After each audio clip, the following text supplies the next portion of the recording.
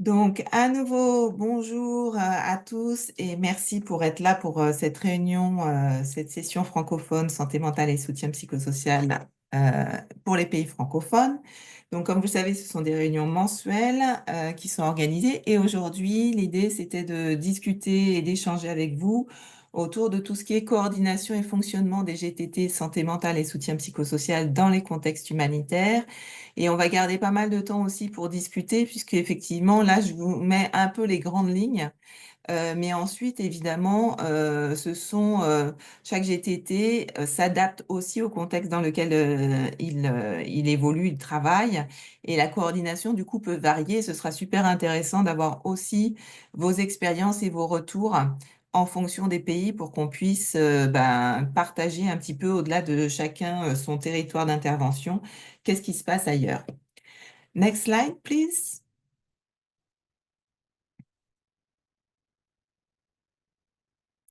Alors, je reviens pas là-dessus, mais je voulais juste vous les mettre en petit rappel que santé mentale et le soutien psychosocial, c'est donc le terme qui a été choisi en 2007 quand il y a eu tout un travail de réforme humanitaire.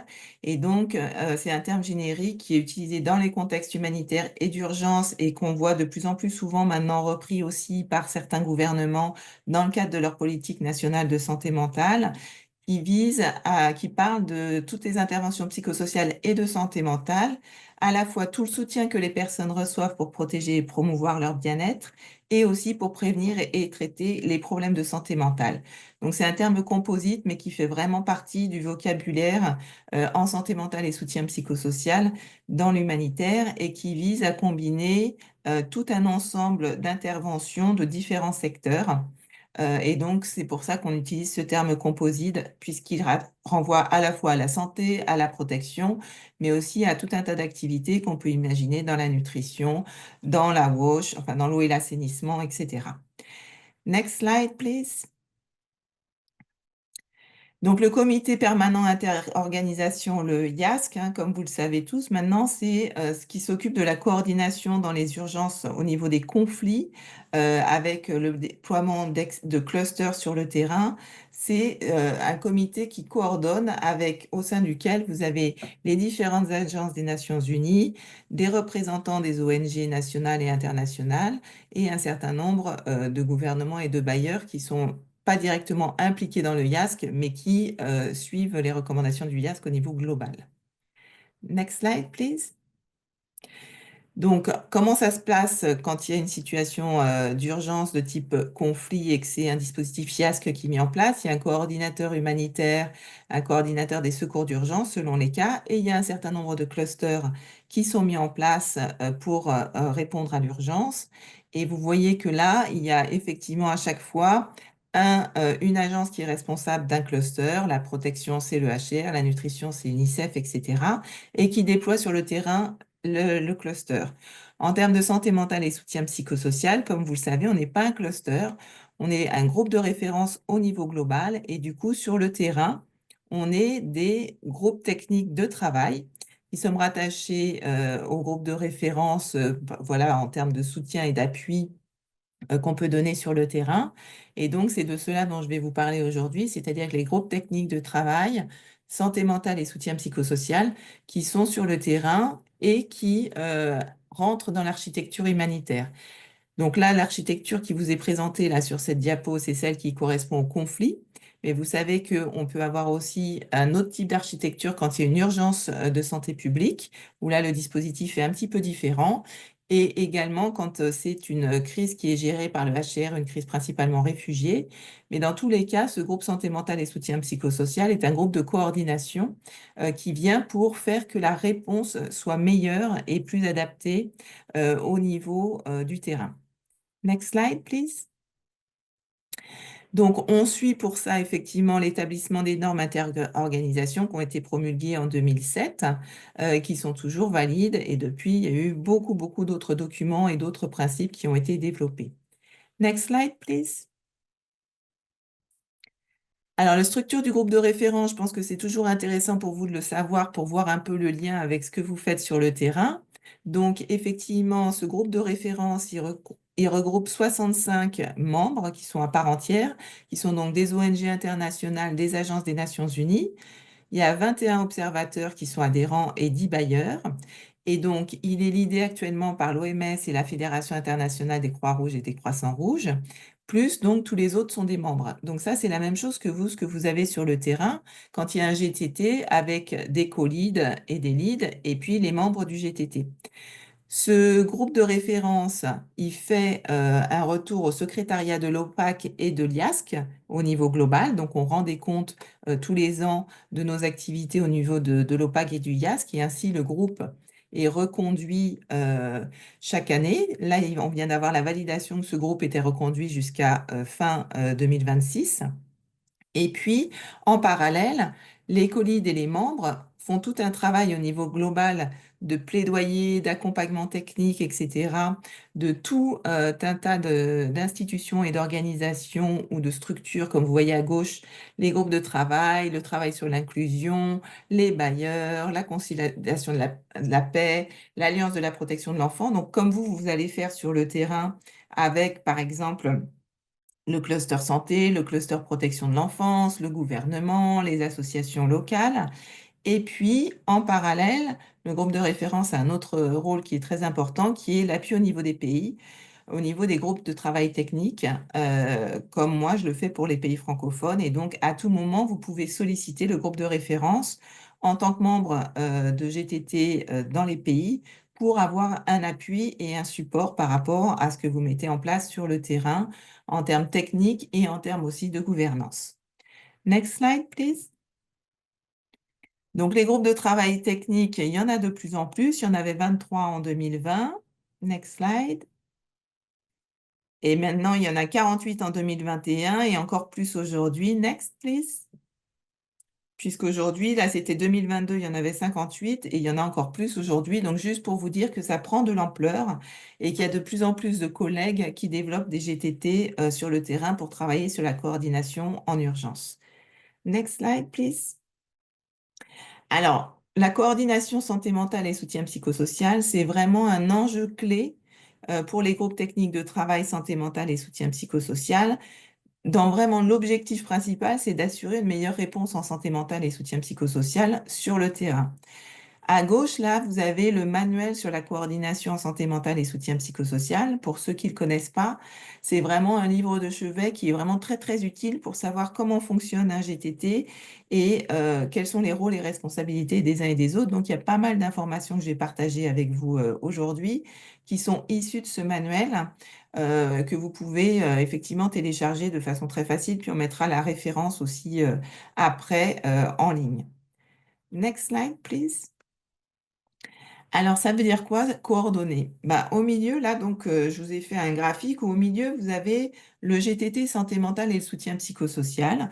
Alors, ça veut dire qu'il y a une urgence, par exemple, et à ce moment-là, il y a des ONG ou des nations, ou les groupes des Nations Unies ou le gouvernement qui décident de mettre en place un système de coordination de la réponse à l'urgence en santé mentale et soutien psychosocial. Et donc, dans ce cadre-là, on l'appelle en général un groupe technique de travail santé mentale et soutien psychosocial, donc pour la réponse aux urgences. L'idée étant qu'un maximum de partenaires qui, d'une manière ou d'une autre, interviennent en santé mentale et soutien psychosocial, soient présents au sein de ce groupe pour qu'on puisse évaluer si effectivement la réponse qu'on propose, elle est adéquate, s'il y a des doublons, s'il y a des besoins qui sont non couverts, et pour pouvoir coordonner la réponse tous ensemble. Donc ce GTT SMSPS, on va y revenir après pour la gouvernance, mais il est composé d'un maximum d'agences qui sont présentes et qui interviennent et qui vont discuter ensemble pour voir un petit peu comment on va faire à la fois du plaidoyer en santé mentale et soutien psychosocial, comment on va travailler pour faire une meilleure réponse aux urgences, etc., en appui aux structures déjà existantes. Ça veut dire donc que ce GTT, il va avoir à la fois à travailler avec les différents clusters, vous voyez par exemple sur la droite de la slide, avec potentiellement les académiques, le gouvernement et les différents ministères, les autres GTT, SMS, PS dans le pays, ça on y reviendra, puisque très souvent, vous allez avoir plusieurs GTT selon les zones d'urgence. Donc, ce matin, par exemple, j'étais avec le Burkina Faso. Il y a aujourd'hui 5 GTT en plus du GTT national Au Cameroun, vous avez 2 GTT dans les provinces et un au niveau national. Donc en fait, c'est aussi de travailler en articulation au niveau du pays avec les GTT, mais parfois aussi avec les GTT qui sont transfrontaliers. Par exemple, on peut imaginer, on est en train de parler de la réponse soudanaise. Bah, c'est intéressant d'être en lien quand on est au Tchad avec nos collègues qui travaillent sur le Soudan et le GTT du Soudan pour mettre en place des outils ensemble et partager des informations. Le GTT, bien sûr, il est aussi en lien avec les ONG locales et internationales et les associations, et avec toute l'architecture humanitaire. Donc, quand c'est une architecture conflit, par exemple, le YASC, donc il va être dans les groupes de coordination intercluster, avec l'OCHA, etc., avec le coordinateur humanitaire. Et puis, au niveau global, il va être en lien avec le groupe de référence santé mentale et soutien psychosocial du YASC. Donc, ça veut dire que le GTT a ce rôle-là d'avoir de multiples interlocuteurs et d'inviter un maximum d'interlocuteurs à être membres du groupe pour mieux coordonner la réponse. Next slide, please. Alors, le manuel de coordination, je vous montre un petit peu comment il est organisé pour que vous puissiez y avoir accès plus facilement. Il y a toujours une partie 1. Il y a une partie 1 qui est là, plus globale, qui est sur l'introduction, la vue d'ensemble de la santé mentale et du soutien psychosocial dans la structure humanitaire. Et là, comme je vous le disais, il y a à la fois quand on parle de conflits ou de catastrophes naturelles, mais aussi quand on parle d'une urgence publique, par exemple. Il y a certains éléments fondamentaux d'une coordination efficace qu'on va voir tout à l'heure. Et puis, il y a les principes fondamentaux d'un groupe technique de travail santé mentale et soutien psychosocial que je vais un peu développer aujourd'hui aussi. Ensuite, dans la partie 2, il y a 6 actions de base qui sont des actions que doit mettre en place un GTT santé mentale et soutien psychosocial sur le terrain. Après, on ne fait pas forcément ces 6 actions en même temps et au même niveau, puisqu'il y a une question de temps, hein, bien sûr, pour arriver à tout faire.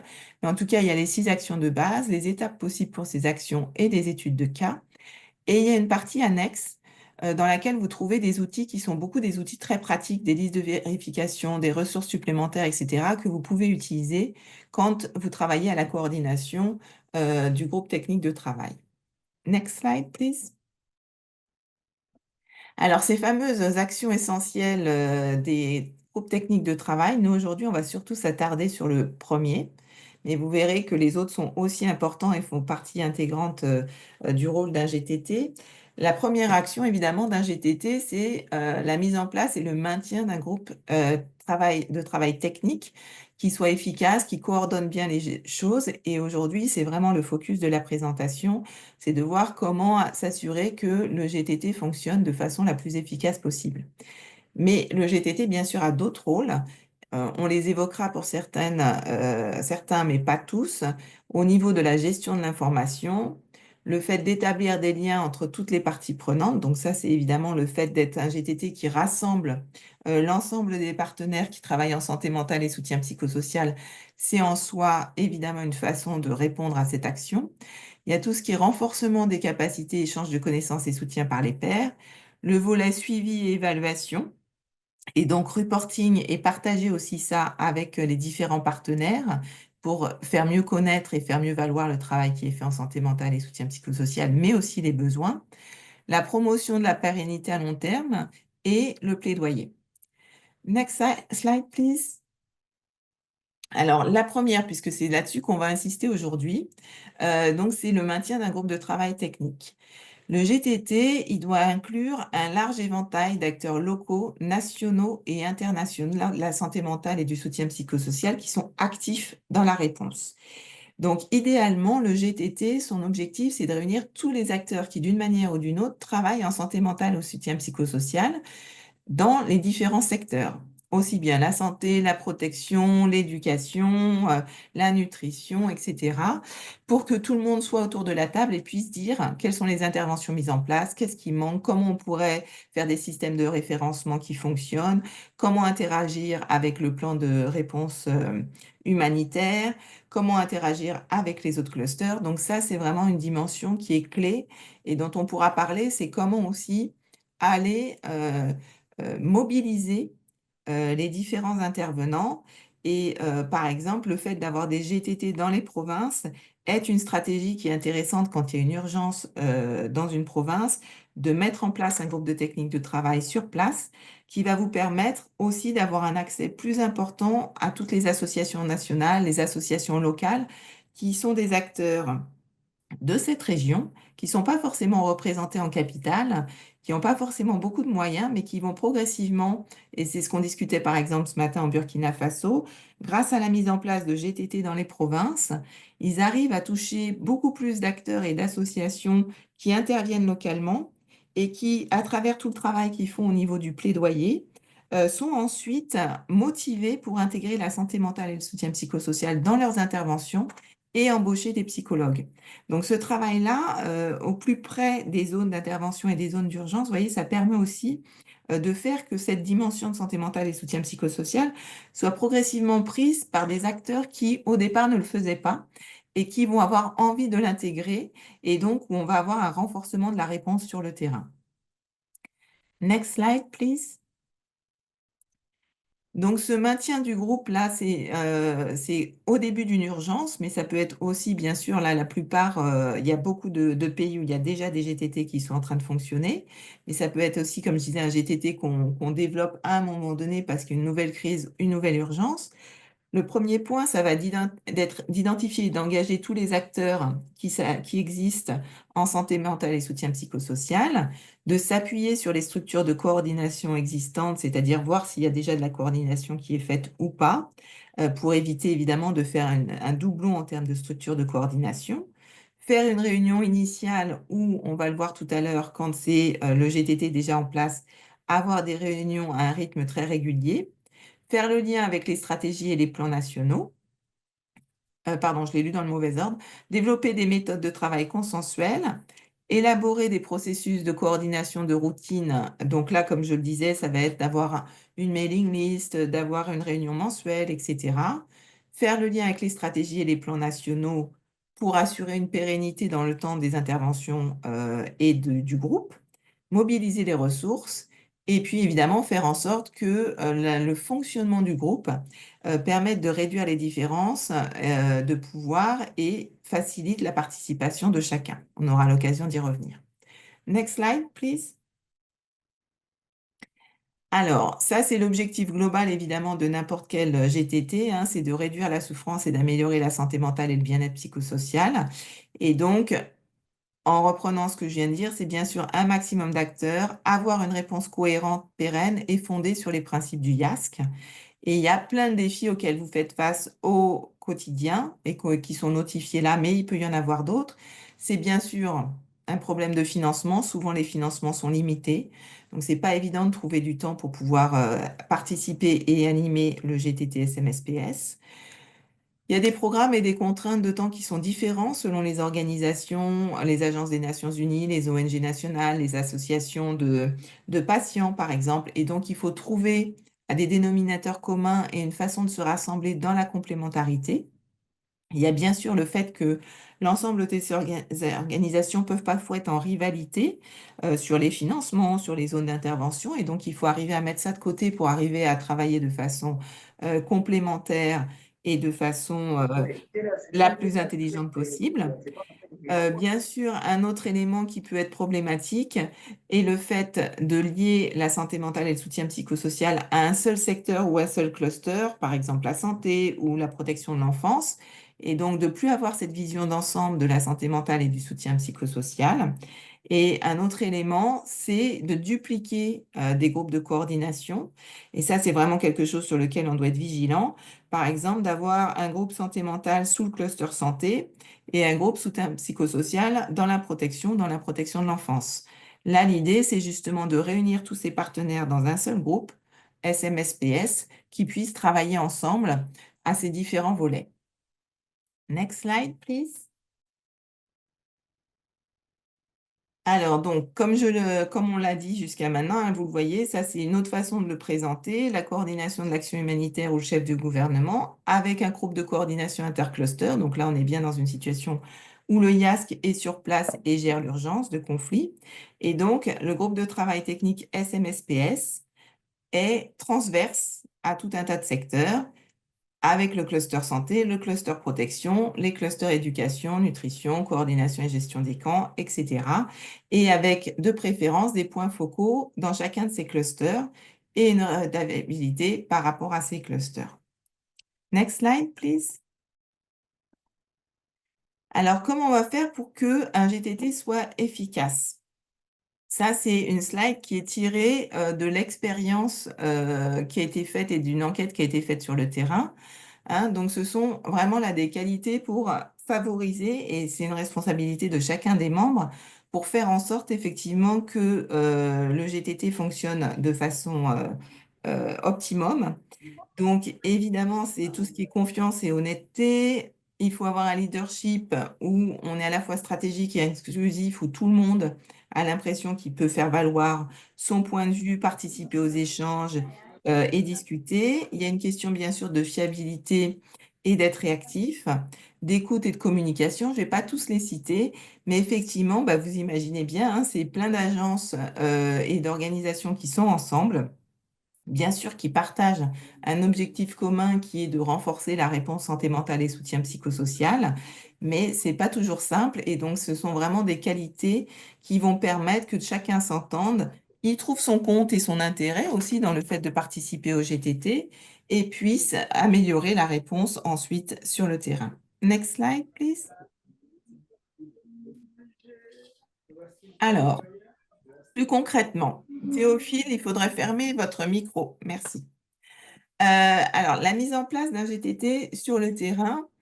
Le GTT, déjà, la première chose qui est importante, c'est qu'il est représenté par des organisations, représentées par des personnes.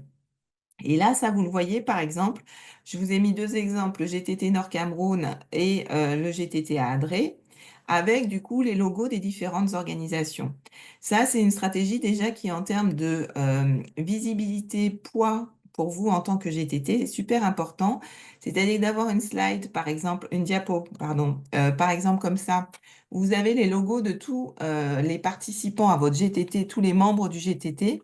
Ça donne du poids à votre groupe au sein de l'architecture humanitaire et au niveau de ce que vous allez pouvoir dire et donner de l'importance à votre représentation, puisque vous allez pouvoir vous faire valoir d'un certain nombre d'organisations et donc pouvoir vous exprimer en leur nom, au nom du GTT et de l'ensemble des membres du GTT.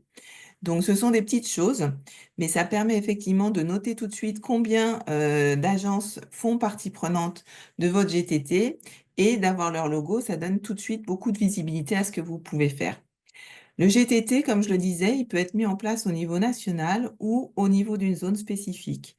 Il n'y a pas d'ordre. En général, les GTT, ils sont mis en place parce qu'il y a une urgence. Donc, l'urgence, elle peut être au niveau provincial, elle peut être au niveau national. Et donc, ça dépend un petit peu. Après, ce qu'il va falloir travailler, c'est l'articulation entre le niveau national et les provinces. Le mode de gouvernance, les agences lead et co-lead, elles peuvent être, et sont le plus souvent d'ailleurs, différentes au niveau national et dans les provinces. Pourquoi? Bah, si on prend l'exemple d'un pays, effectivement, comme l'idée, c'est que les agences qui sont membres, elles sont actives sur le terrain de l'urgence, elles mettent en place des programmes sur cette province-là. C'est très possible que, par exemple, je puisse avoir, si on prend un pays où il y a une urgence à l'est et à l'ouest, il est possible que mon organisation, elle est active à l'est, mais pas à l'ouest. Je vais donc participer dans le GTT à l'est, mais je ne vais pas forcément être partie prenante, évidemment, à l'ouest, puisque de toute façon, je ne développe pas de programme là-bas. Donc, les membres peuvent être différents dans chacun des GTT.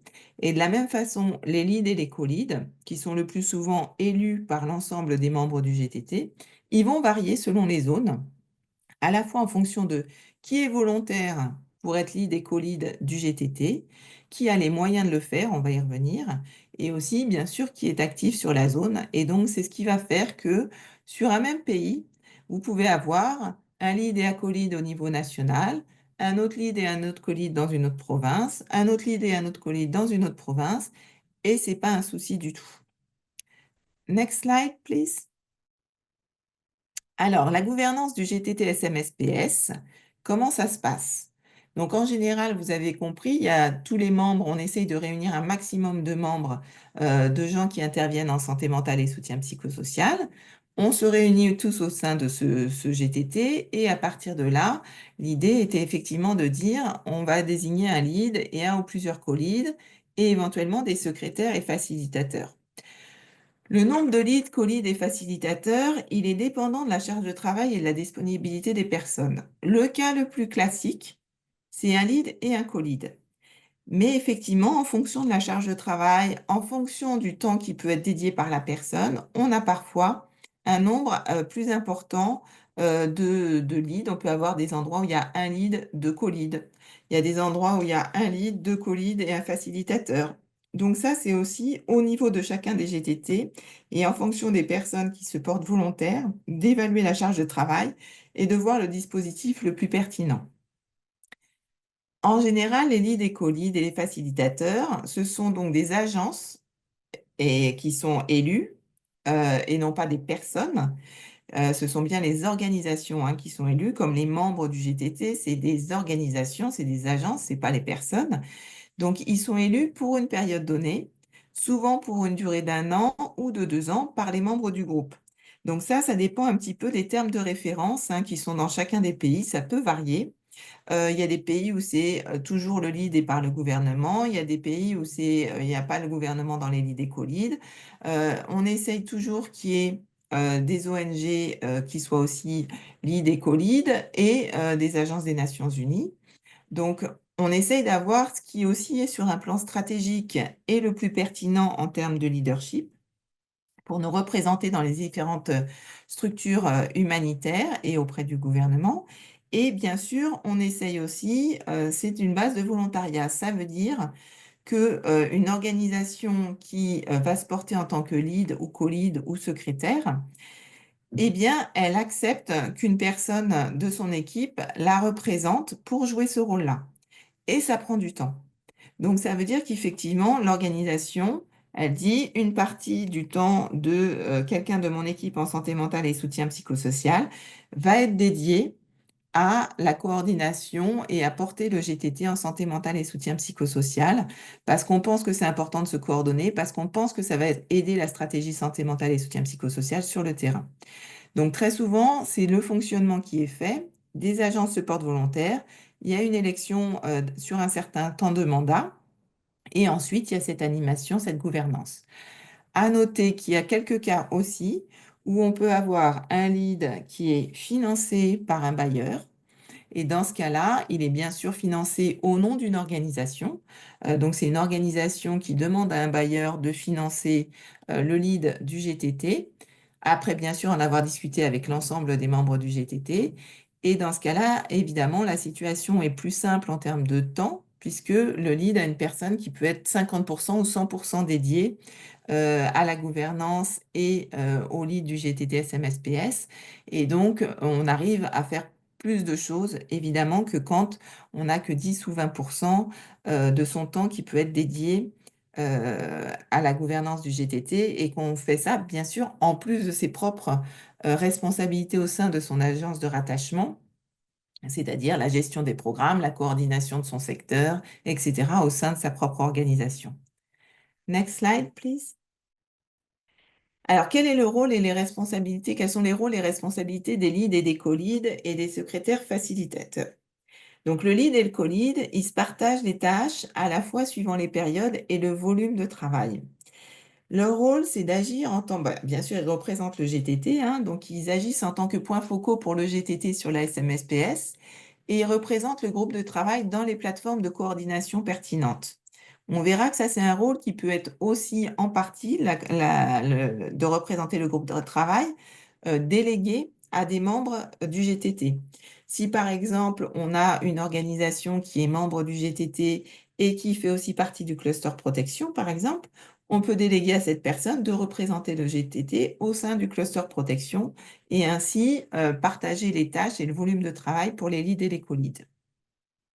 Les leads et les co-leads, ils assurent aussi la liaison entre le GTT SMSPS et tous les groupes, y compris donc les différents clusters, et ils communiquent les informations pertinentes qu'ils recueillent dans les différents clusters au GTT également. Donc, ça marche dans les deux sens, c'est-à-dire qu'on passe des informations aux autres groupes, mais on recueille aussi des informations des autres groupes qui vont être intéressantes pour les membres du GTT.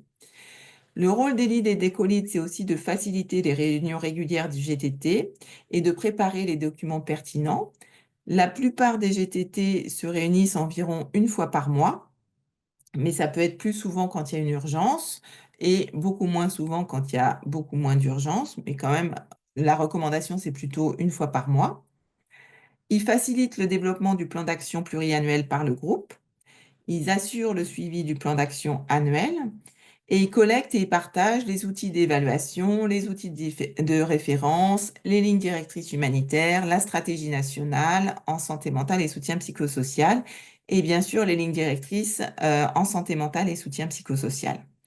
Donc, ils jouent un rôle comme ça aussi de sensibilisation, d'information, de renforcer les compétences et la compréhension de ce que c'est que la santé mentale et le soutien psychosocial et des principes du IASC. Mais ça, ce sont aussi des choses dont tous les membres peuvent être responsables et ils ont aussi un travail à faire à ce niveau-là au sein de leur propre agence et avec les différents partenaires. La fonction du co-facilitateur ou du secrétaire, c'est de soutenir les missions du lead et du co-lead. Donc, c'est de faciliter le rapport sur les activités réalisées par les organisations membres du GTT Santé mentale et le soutien psychosocial. Et c'est de partager des analyses sur les besoins non couverts, les doublons, etc., pour pouvoir les inclure notamment dans tout ce qui est analyse des besoins et la planification de la réponse humanitaire ou aux différents clusters. Donc, par exemple, le co-facilitateur, il peut être en charge de veiller à ce que la cartographie est régulièrement mise à jour des services existants, de faire un petit rapport qui peut être partagé avec la coordination intercluster tous les mois. Donc, ce sont le type de choses que peut faire un co-facilitateur. Ça, ce sont des exemples, hein, bien sûr, des fonctions. Elles peuvent différer au sein de chacun des groupes de techniques de travail sur le terrain, mais c'est pour vous donner un petit peu les rôles et responsabilités classiques, habituels.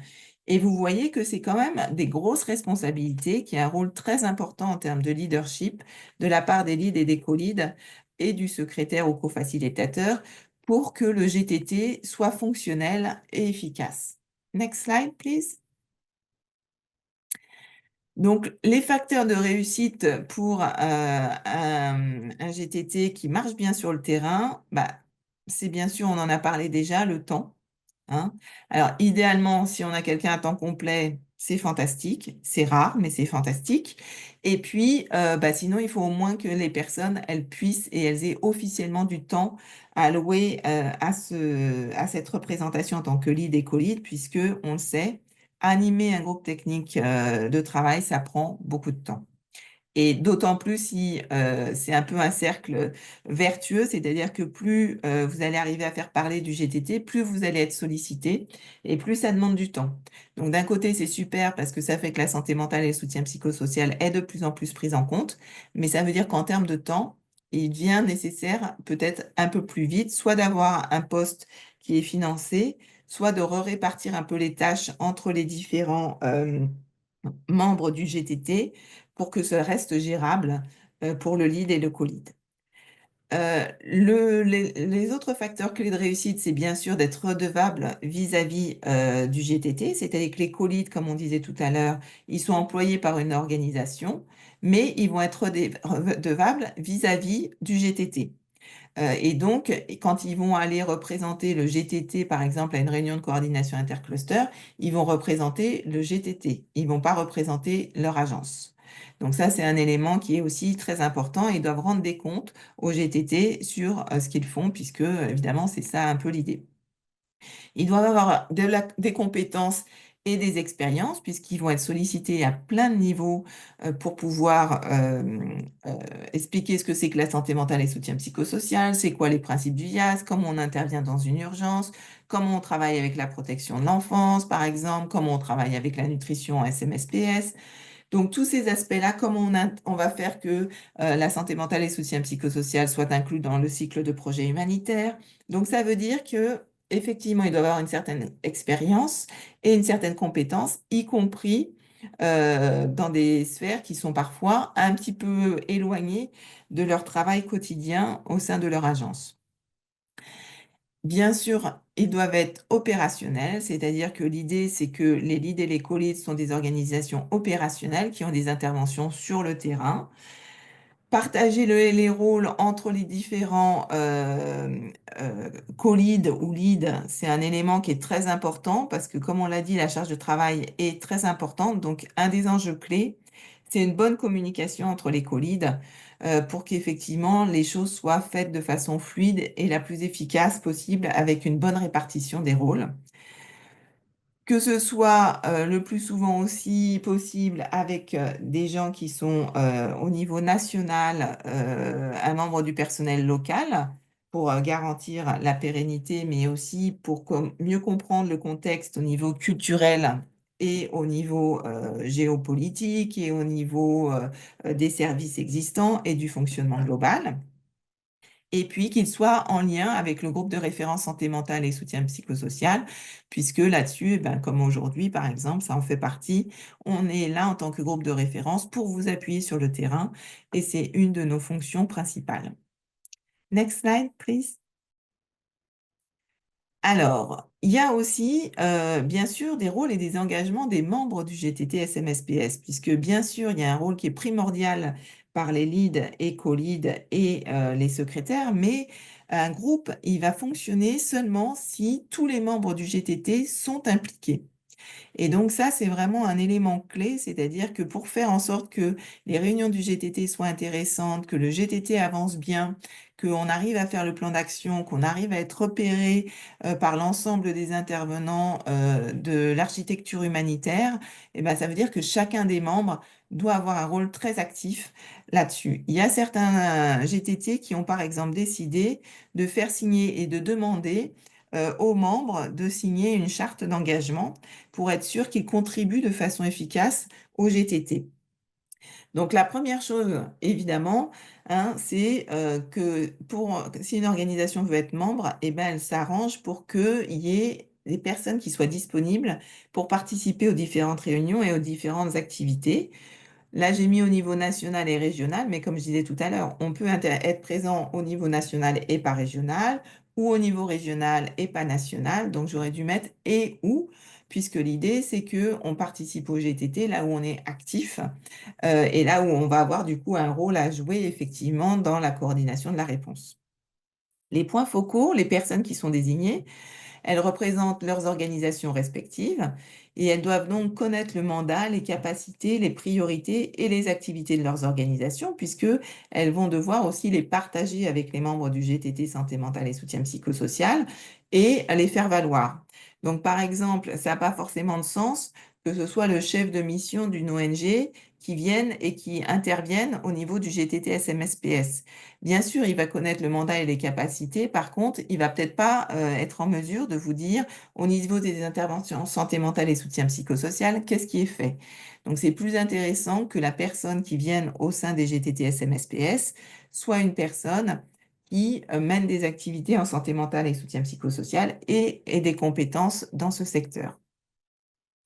Les points focaux, des différentes agences, ils sont responsables d'assurer et de veiller à ce qu'il y ait une communication d'informations pertinentes en lien avec le GTT, au sein de leur organisation et au niveau des réalisations mensuelles sur le format en ligne ou en réel. Ça veut dire quoi, par exemple? Ça veut dire que quand on est, membre du GTT, on s'engage à dire qu'est-ce qu'on fait en tant qu'agence pour que le GTT puisse compiler l'ensemble des interventions SMSPS qui sont mis en place sur le terrain et les faire valoir en tant que GTT en disant voilà ce qui est fait au niveau des membres du GTT et voilà ce qui manque. C'est pour ça que c'est tellement important qu'il y ait un maximum d'acteurs qui soient dans le GTT pour qu'on puisse dire bah, dans la réponse humanitaire dans cette province, voilà ce qui est fait, voilà les services manquants et ensuite, en interne, au sein du GTT ou auprès des bailleurs ou auprès de notre propre agence, pouvoir aller faire du plaidoyer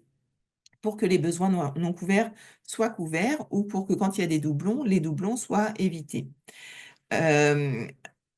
L'autre point, c'est de effectivement s'assurer qu'on a un engagement proactif aussi dans la répartition des tâches et des initiatives. Je vous ai donné des exemples tout à l'heure. Par exemple, ça peut être de dire, en tant que membre, je peux aller la semaine prochaine représenter le GTT à la réunion de coordination intercluster. Ça peut être, on a une demande des médias sur la santé mentale et le soutien psychosocial au niveau du GTT. Moi, je peux aller répondre aux médias pour expliquer ce que fait le GTT SMSPS et la réponse santé mentale et soutien psychosocial qui est mise en place sur le terrain. Donc ça, ce sont des éléments qui sont extrêmement importants.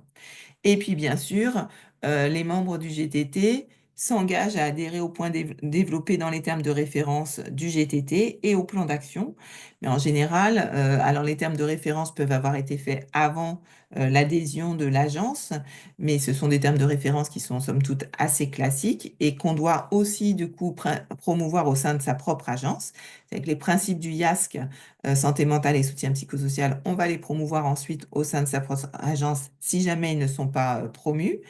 Mais on va aussi, par exemple, s'engager et prendre part à certaines activités du plan d'action. En général, c'est plus simple puisque le plan d'action, il a été fait par l'ensemble des membres qui vont s'engager et dire, voilà, moi, je peux prendre en charge cette activité ou cette activité dans le plan d'action.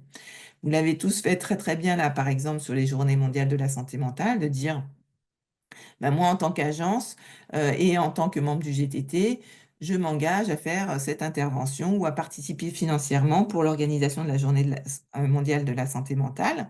Mais ça peut être aussi, par exemple, moi, je suis une agence, je vous propose, puisque dans le plan d'action de l'année prochaine, il y a marqué qu'on veut faire une évaluation des besoins et des ressources en santé mentale et soutien psychosocial, en tant qu'agence, je vais essayer de trouver un financement pour faire cette évaluation et qui servira à l'ensemble du GTT. Ou alors, en tant qu'agence, on a décidé au niveau des GTT que ce serait intéressant qu'on ait une formation sur l'ensemble des services minimums en santé mentale et soutien psychosocial.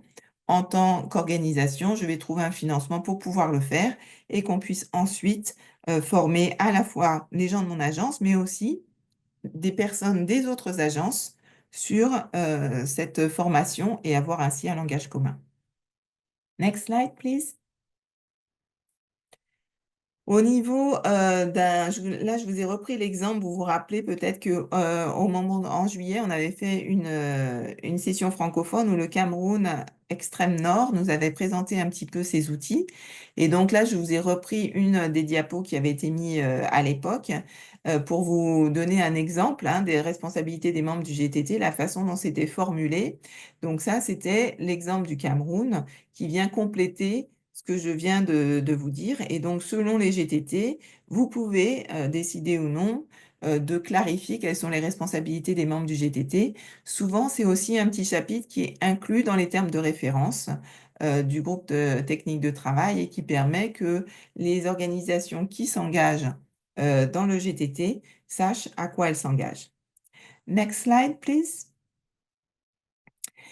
Alors, dans ce qui permet aussi un bon fonctionnement, bah, bien sûr, il y a le fait d'avoir des réunions du GTT, santé mentale et soutien psychosocial, qui soient régulières et fixes. La plupart d'entre vous, vous le faites déjà, c'est-à-dire qu'il y a de façon systématique, le premier jeudi du mois, par exemple, la réunion du GTT à telle heure.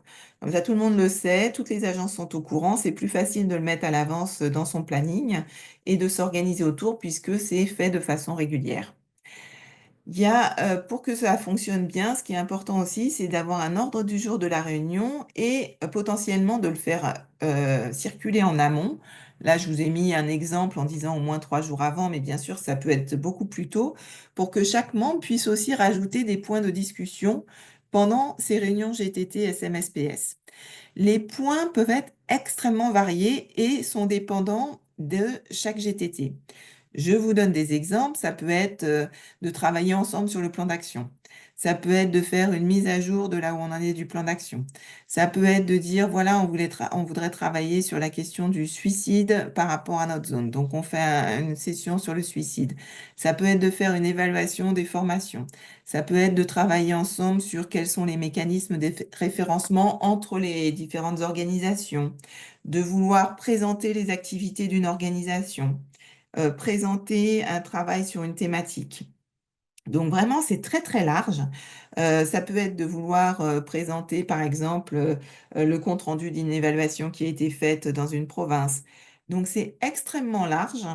Ça dépend des besoins que vous repérez sur le terrain, mais l'idée, c'est effectivement que ce soit une plateforme d'échange et une plateforme où vous, travaillez ensemble et vous nourrissez ensemble un certain nombre de points pour renforcer et améliorer la réponse sur le terrain.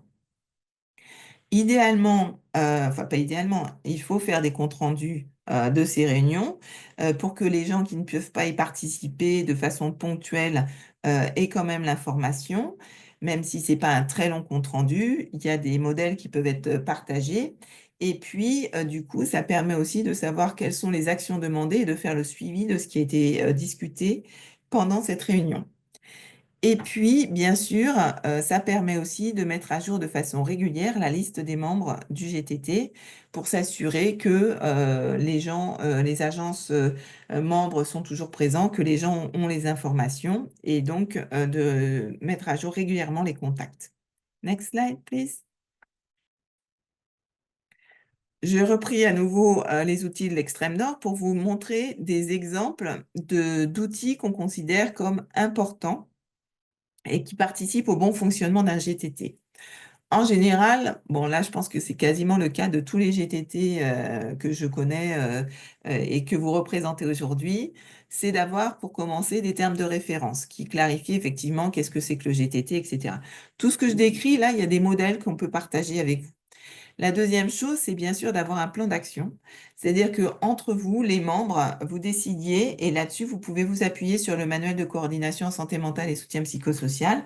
Vous vous organisez pour dire: «C'est quoi nos priorités d'action pour l'année prochaine?» Est-ce qu'on a envie de mettre l'accent sur le suivi et l'évaluation? Est-ce qu'on a envie de mettre l'accent sur faire du plaidoyer auprès de certains acteurs? Il y a des choses aussi qui sont récurrentes, par exemple, s'assurer qu'on va intégrer la santé mentale et le soutien psychosocial dans le cycle de projet humanitaire. On sait que ça va être tous les ans. Mais ça doit être dans le plan d'action puisque ça va vous demander du temps. Donc ce sont des choses effectivement où on décide en tant que groupe que ce sont des questions importantes qu'on veut travailler et sur lesquelles on veut avancer au cours de l'année. Et bien sûr, un plan d'action, il doit aller avec un budget, hein, parce que sinon ça va être difficile de le mettre en place et avec des organisations, et là c'est pas que le rôle des co-leads, ça peut être le rôle de n'importe quel membre, de dire, bah, par exemple, cet aspect du plan d'action, moi, je veux bien le porter. Pour vous donner un exemple au niveau du groupe de référence, au niveau global, c'est ce qui se fait. Il y a des thématiques qui sont décidées parce qu'on a repéré qu'il y avait des besoins, où il y a une demande sur le terrain de travailler sur certains sujets. Par exemple, la santé mentale et le soutien psychosocial avec les enfants et les familles. Et à partir de là, il y a une proposition qui est faite de travailler sur cette thématique-là, en sous-groupe, pour les acteurs qui le souhaitent. Les agences qui le souhaitent participent à ce groupe thématique et il y a un plan d'action vraiment tourné vers, des résultats concrets de ce travail qui est fait en groupe et qui peuvent donner lieu ensuite à, par exemple, comme on parle du groupe de référence là, la boîte à outils, d'évaluation santé mentale et soutien psychosocial qui vient d'être, publiée. Elle a été faite dans le cadre d'un de ces groupes thématiques avec 2 agences qui ont proposé d'être lead pour ce groupe de travail thématique spécifique, avec des membres qui ont travaillé avec eux pour, sortir cette boîte à outils, hein. Donc ça peut être aussi une stratégie, de travail sur le terrain. Dans les autres outils, il y a donc bien sûr la cartographie des acteurs. Il y a un système de référencement entre les différents acteurs pour savoir qui fait quoi, comment on se réfère les cas et les patients. Les engagements minimums, là, c'est ce qu'on discutait tout à l'heure, c'est-à-dire quels sont, les engagements minimums des différents membres du GTT pour être sûr qu'ils soient actifs. Une mailing list à jour, un canevas des minutes de la réunion et un canevas d'agenda de la réunion qui permet de gagner du temps, à chaque invitation de réunion, mensuelle. Un toolkit qui est proposé pour les évaluations, ça c'est pas forcément dans tous les GTT, là c'est le cas à l'extrême nord, Cameroun. Une liste des activités qui est mise en place sur le terrain et un plan de référencement des capacités des acteurs. Donc ça, ce sont des exemples de choses qui peuvent être mises en place aussi de façon moins systématique au niveau des GTT. Next slide, please. Et en plus de ça, il y a un site REP qui est mis en place et qui permet de partager des informations mensuellement au niveau de l'architecture humanitaire, donc où on va dire, et là ça peut être aussi tous les 3 mois, on va dire, voilà, au niveau du GTT, les activités qui ont été mises en place, on a rencontré telle et telle organisation, on a été faire des présentations à tel cluster, etc. Mais aussi en termes d'intervention sur le terrain, et c'est là où c'est vraiment important que les membres soient proactifs au niveau du GTT. Voilà les interventions qui ont été mises en place sur le terrain au cours des 3 derniers mois ou au cours du dernier mois, et ainsi de mettre à jour et de rendre des comptes au niveau des organisations et au niveau d'OCHA ou du coordinateur humanitaire et de la coordination intercluster, de faire valoir ce qui a été fait en santé mentale et soutien psychosocial. La cartographie avec le 4W ou le 5W, ou qui fait quoi ou comment en français, et puis un rapport annuel avec les informations qui ont été faites par le GTT qui compile un peu les informations contenues dans le site REP. Donc ça, ce sont des exemples pour l'extrême nord. Next slide, please. Donc ça, c'est la même chose hein, pour vous montrer un petit peu comment ça peut se présenter. Next slide, please.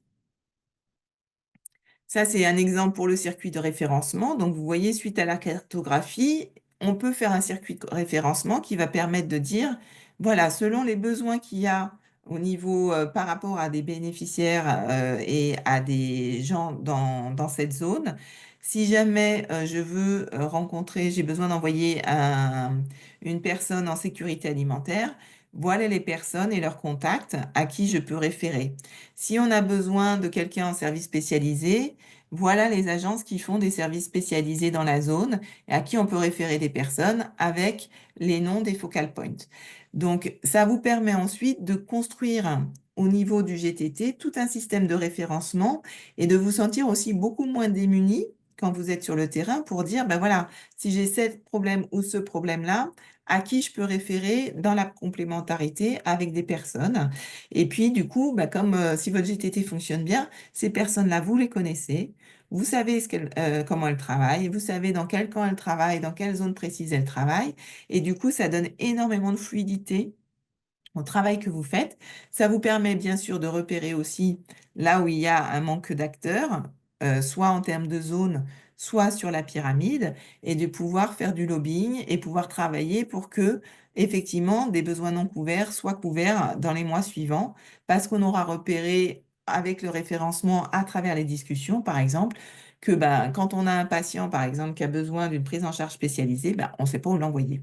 Et donc de faire un travail après en tant que GTT pour développer ces services spécialisés et qu'une agence ait envie de travailler sur cette question.